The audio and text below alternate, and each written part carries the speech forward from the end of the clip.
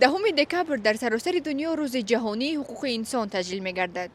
با این خاطر با ساکنان شهر دایر به حقوق و آزادی‌های انسان و رعایت آن در کشور ما صحبت نمودیم. و فکرتان در همین جمهوری ما حقوق انسان تا کدام درجه رعایت می‌شوند؟ هیچ نگم. وقتی که انسان حقوق به تحصیل دارد، حقوق به استراحت دارد، حقوق به مهنت کردن دارد، حقوق به مثلا سخن گفتن دارد، حقوق به طریق بیان کردن فکرش دارد، این معنی اون دارد که تاجیکستان یک کشوری امن، یک کشوری است که در اون میتوان با حیث یک انسان زندگی کرد. В мире с правами человека очень большая беда вообще в мире. То, что мы всегда говорили и думали о том, что в западных странах, да, в Америке соблюдаются права человека, на самом деле мы сегодняшние ситуации там показывают, что и в Америке есть с этим проблемы. То есть тогда, когда есть какая-то угроза государству, тогда, когда политики начинают какие-то свои вопросы продвигать, то, конечно же, тем или иным образом свободы ограничиваются, к сожалению. Поэтому идеальных на сегодняшний день там, да, идеальных стран нет, где на 100% соблюдались бы абсолютно все права человека.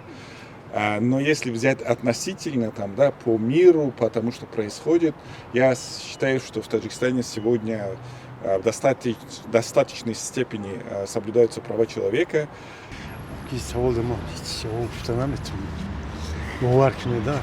شده است حالتی که خودتان با همین پایمال شوی حقوق انسان روبرو شده باشید در نزد شما یگان کسا بدونید البته وقتی که شما خودتان میشناسید خودتان میدونید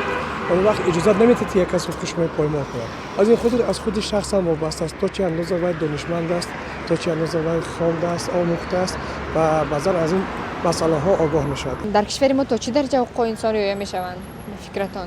بعضی حقوق انسان البته پایمال میشن بارش شده است که خودتان با حقوق ویرانکنی روبرو شده باشید در نزد شما شاید حقوق کس را پایمال کرده باشند این خیلی چیزا میشود نه که انسان وقتی که دیگر چیز میخواد این خیلی وقتی که همراهی دوستان میشوی حقوقهای دوست رو که حقوق یگان شخصیت دیگر رو میشود که پایمال نمایی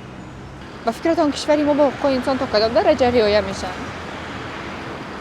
можно сказать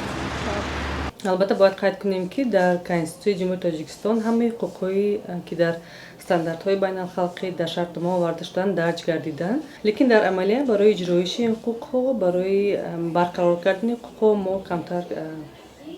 مشکلات دچار میشویم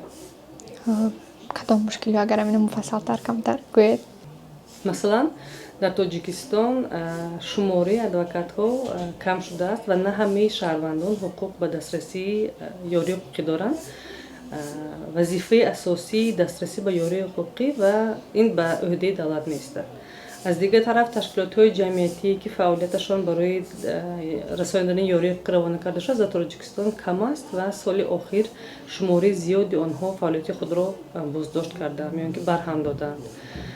نه همه سودها مستقلند بعضا وقت شهروندانی که با پرونده حقوق انسان به سود میروند از طرف مقامات